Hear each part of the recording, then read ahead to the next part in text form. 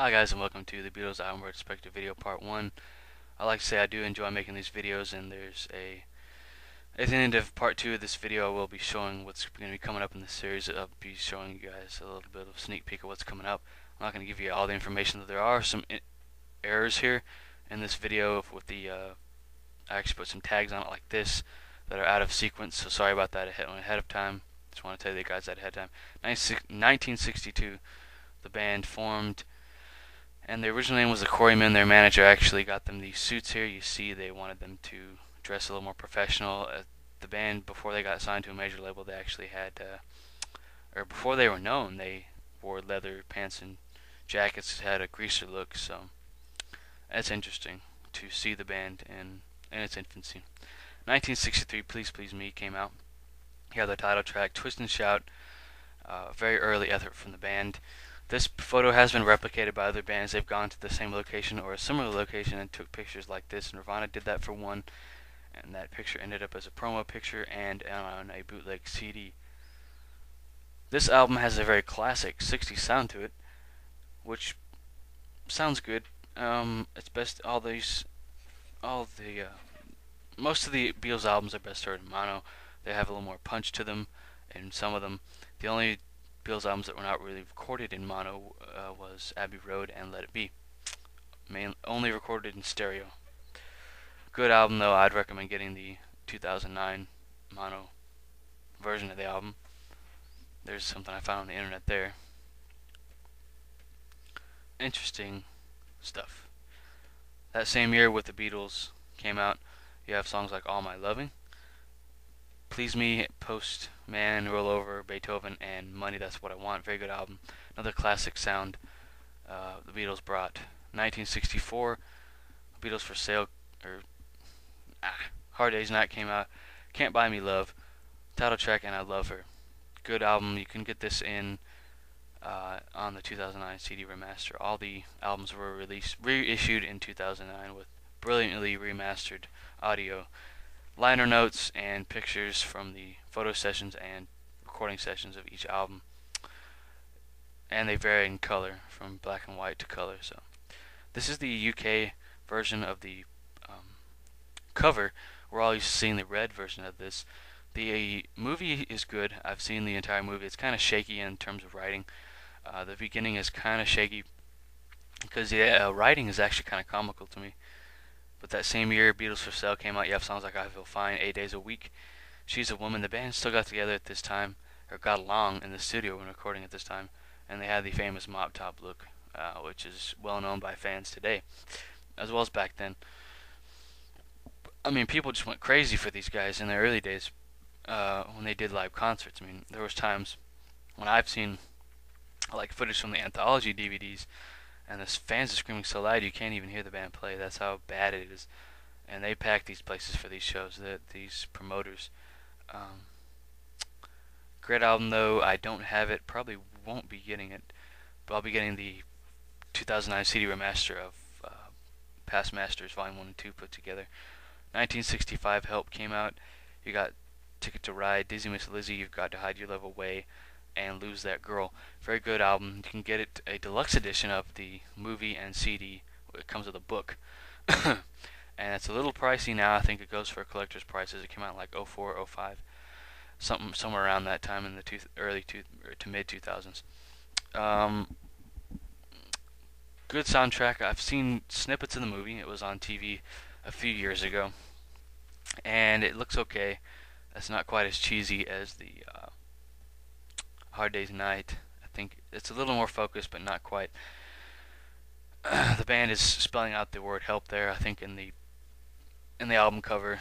Turned out cool. That same year, Rubber Soul came out. You have songs like Norwegian Wood, Drive My Car, and In My Life. This is right before the band actually got into psychedelic stuff. So it's more of a folk rock album. My aunt has this in original LP format, I believe.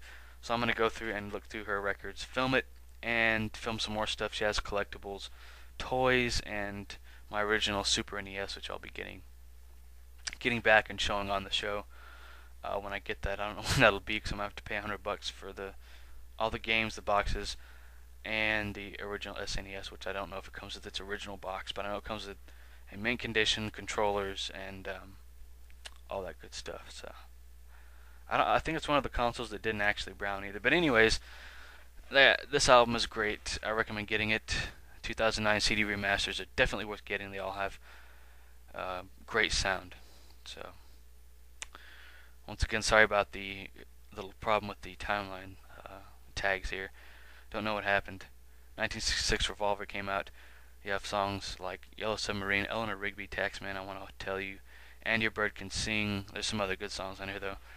Great album. It sounds best in mono in my opinion. I have heard the mono version. It has a little more punch than the stereo. The stereo there was some problems with the mix because there's panning of the instruments. It was too I don't know. It just sounds not quite as good. The cover here, that's a psychedelic cover. The band actually started to get into a psychedelic sound on this album a little bit. George Harrison plays the sitar on this album. He learned how to play on one of the band's early trips to India when they went to see some guy. I'll just put his name in the annotations again. If it seems like I'm unprepared for these videos, guys, I'm sorry, but some of the information just comes into my head, and that's what happens. 1967, Sgt. Pepper came out. You have the title track, Strawberry Fields Forever, Penny Lane, A Day in the Life. With a little help from my friends, there's some other good tracks on here. I'll include them in the annotations. These are cardboard cutouts you see behind the band.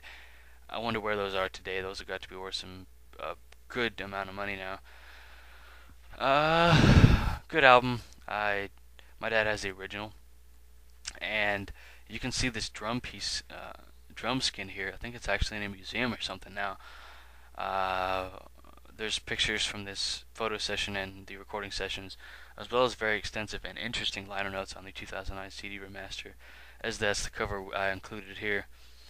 Marilyn Monroe's in there. There's a cardboard cutout of the Beatles on the left, their old 1960s look.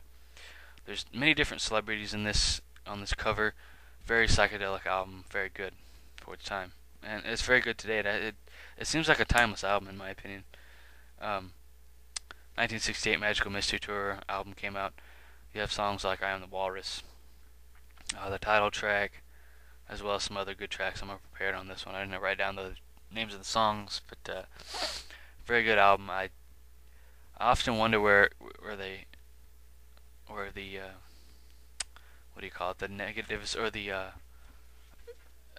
cover kit for these are, because they actually have a kit, and that's how they cut out or make the actual album cover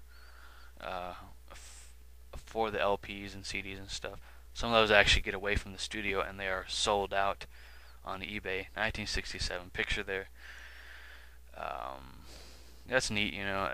A great time for many different bands. The Doors actually sat in on the Sgt. Pepper's sessions.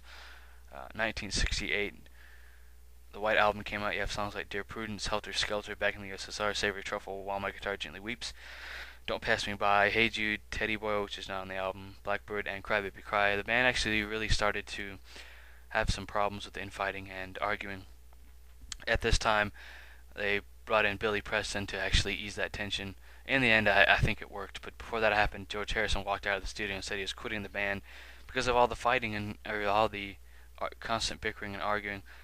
It was also reported before he did that he actually ran out of the studio with a flaming cigarette ashtray on his head, which is hilarious. There's many different photos from this recording sessions.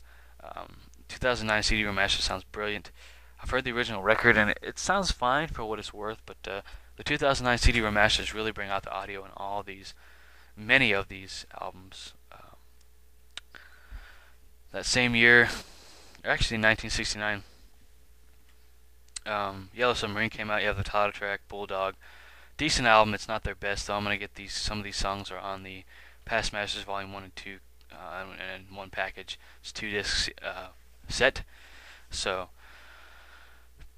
good set to get in my opinion. The movie's good. It's a very trippy album, a movie and album. It's one of those party albums that I watched when I was partying, so I can't remember much of it. The cartoons on the cover here are actually cardboard cutouts. You can see John holding one in the I think it's actually inside of the CD booklet here of this album. Would I get it? I'm not going to get this one. I'm going to pass it up this time. Abbey Road, released in 1969. You have songs like Come Together, Something, Maxwell's Hammer, Mean Mr. Mustard, and Octopus's Garden. Many people have replicated this photo in the public and in the music business as well as TV. Red Hot Chili Peppers walked across here in their Abbey Road EP. The Simpsons cartoon has a cartoon of this with the family walking across. Some bands covered these songs too. Aerosmith covered Come Together, and other bands covered the songs too. Very good album though, very solid. Actually, the first album to be solely recorded in in the stereo format. Abbey Road Studios has since been cleaned up. You can see pictures of it during this time period. It's kind of raggedy looking, but you know, it's been since repainted and cleaned up. And there's pictures of the actual studio that I have inside. The band was going to be reportedly paid big money to go to Woodstock in 1970, but or 1969, I think that's when it was. Anyways, but they did not show up, as well as Led Zeppelin and the Doors were slated to go to the show, but they did not show up as well. 1970, Let It Be came out, title track. They got Across the Universe. One after the 909, Get Back and Don't Let Me Down. One after the 909 was actually a early Beatles song. One of their very first songs they put out, and this version, excuse me, this version is faster than the original. The original was a little bit slower, but very good album. One of their best. This is actually the best sounding remaster. It sounds like the band is actually playing right there in the studio with you. Unfortunately, this is when they were recording the album, they're very not very professional. They weren't getting along at all, and the album was shelved. So that's why we see it coming after Abbey Road. Let It Be Naked is just a stripped down version of Let It Be. Takes out all the Phil Spector orchestration and extra stuff that Phil Spector put in. It's actually a very good edition of the album. I have it on CD. It was actually one of the very first Beatles albums I owned, and it's very good. And a stripped down version has a bonus disc that comes, or a second disc that has the rehearsals as well as some studio chatter, and the band was not getting along. And actually, unfortunately, it shows in those tapes. Here's some memorabilia, some towels, and like a toiletry kit. I wonder where you can get this, because this would be really cool to own just as a collector's item for any Beatles fan. Here's the band in 1970. 2006 though, Love came out. Here's some more last pictures with the band. Love came out. It's actually like a Cirque du Soleil show as well as an album. The DVD that accompanies the CD, you can get it in regular CD, vinyl, or CD DVD combo. Very good remix album though. It turns all the songs into a very psychedelic type of. It's like a landscape album, really. I mean, a soundscape actually. Very, very good album in my opinion. It's worth owning. The DVD has the making of the actual show, which has been shown on TV before, as well as I think it has some clips from the show that were filmed during the show. You can go see this show in Las Vegas. It's been going on since like 2004. I think that the guy Paul and Yoko Ono put together this show, as well as George Harrison's son, and George Harrison actually had something to do with coming up with the concept for this great concert experience. It's definitely worth owning on CD though. 2009, Past Masters came out, as well as the other Beatles studios albums. This comes with singles that were not included on the original albums, which is a sad thing because they really should have been included on there. But rounding out this part 1 of this video, if you haven't watched part 2 already, go ahead and watch it, and don't watch these in reverse order because you won't get anything out of them. But I'll get back to comments when I can, guys. I'm working hard on these videos, so thanks for watching.